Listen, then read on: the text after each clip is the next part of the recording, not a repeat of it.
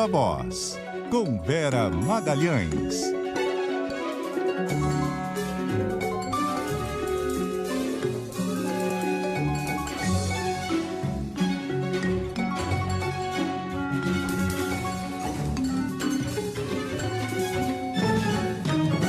Vera.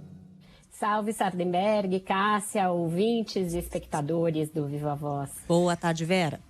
Muito bem, o relator da CPI, o Renan Calheiros, já falou sobre os crimes, 11 crimes que ele pretende, pelos quais ele pretende indicar o presidente Bolsonaro. Anunciou algumas novidades, como pensões, etc.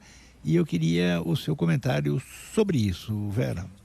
Eu ouvi mais cedo você discutindo, comentando com a Miriam a esse respeito, né, Sardenberg? A CPI é o assunto aí da próxima semana, certamente será o principal assunto do início da semana, porque ela tem eventos nos 3 primeiros dias, na segunda, na terça, na quarta. Ainda haverá uma tentativa por parte da ala governista de apresentar um relatório paralelo ao do Renan Calheiros, então a gente vai ter muita discussão pela frente.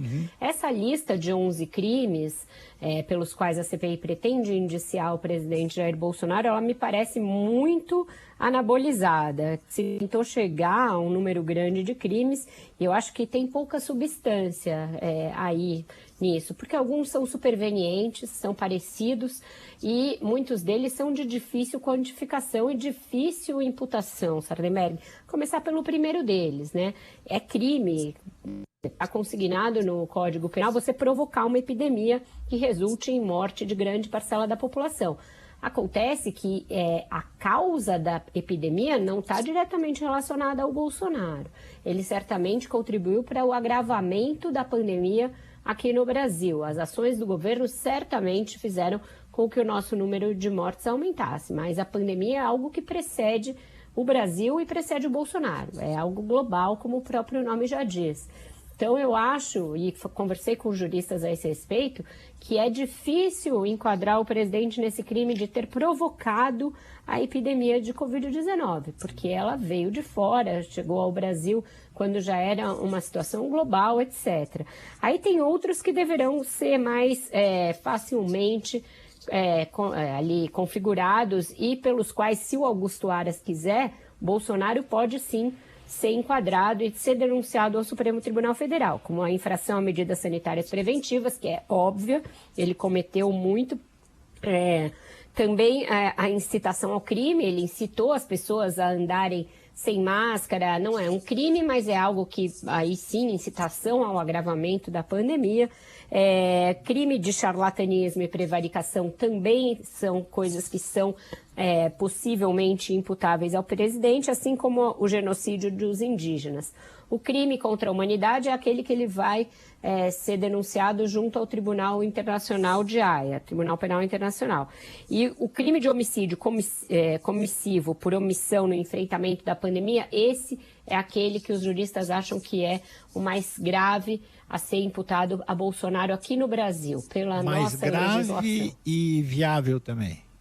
Grave e viável também, porque aí fala homicídio comissivo por omissão no enfrentamento da pandemia. Aí você pode incluir a questão de não comprar as vacinas, de estimular as pessoas a não promoverem o distanciamento e não usarem máscara, a usarem medicamentos sabidamente ineficazes, ao invés de tomarem medidas restritivas para não se contaminarem. Então, tudo isso vai entrar para configurar esse último crime aí, o de homicídio comissivo por omissão no enfrentamento da pandemia.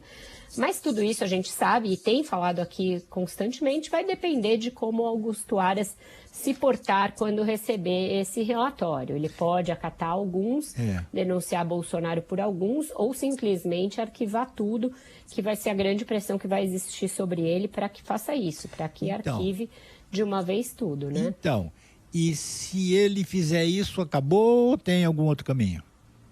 Tem outros caminhos, eles estão discutindo isso, a gente também já tem falado aqui, a possibilidade de a OAB pegar e comprar o relatório, eles terceirizarem a denúncia para a OAB ou para outras entidades que bateriam direto às portas do Supremo, pulando o Procurador-Geral da República. Aquelas outras ideias também de você dispersar acusações, que aí sim não são diretas ao Bolsonaro, por outras instâncias no Ministério Público, pelo Tribunal de Contas da União, também será levada adiante pela CPI. Isso também vai constar do relatório.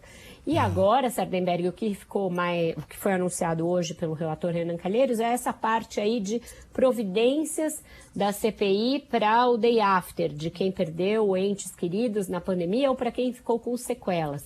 Isso é uma aposta da CPI no caráter propositivo dela, né? De mostrar que ela, além de apontar crimes, além de apontar responsabilidades, também trouxe reparação e trouxe ali algum conforto às vítimas da Covid. Então, o memorial às vítimas da Covid, a pensão a quem perdeu entes queridos e a aposentadoria por invalidez de quem ficou com sequelas graves são as medidas que entram nesse pacote aí de reparação da CPI. Agora, são medidas que têm custo e aí precisaria ter a garantia de recursos, né? Exatamente, Sardenberg. E aí é nisso que eu acho que eles, por enquanto, ainda pecam. Daqui até terça-feira, quando vai ser apresentado o relatório, cabe, então, ao relator se debruçar sobre isso e apontar fontes de recursos. E ele já vai ter de apresentar isso no bojo do relatório e também acompanhado de projetos de lei equivalentes.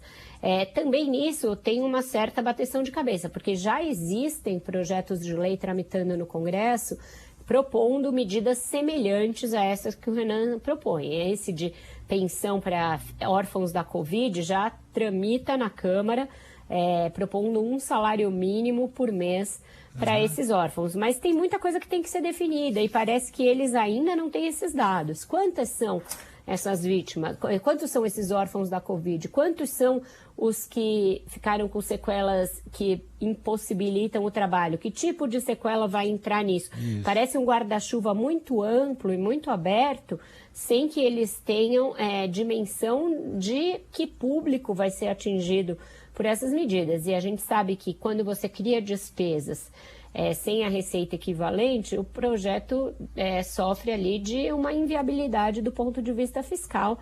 Certamente a área econômica não vai aceitar, vai acabar sendo vetado pelo presidente da República. E aí, esse vai ser um caso em que, a despeito de todos os problemas do Bolsonaro, que são infinitos quase no tratamento da pandemia, ele não vai poder ser acusado.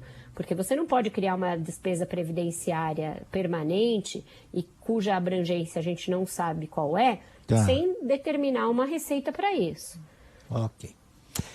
Vera Magalhães, obrigado, Vera. Até mais. Obrigada, um ótimo fim de semana para vocês, Sardenberg e Cássia. Até mais, Vera. Até mais, Vera.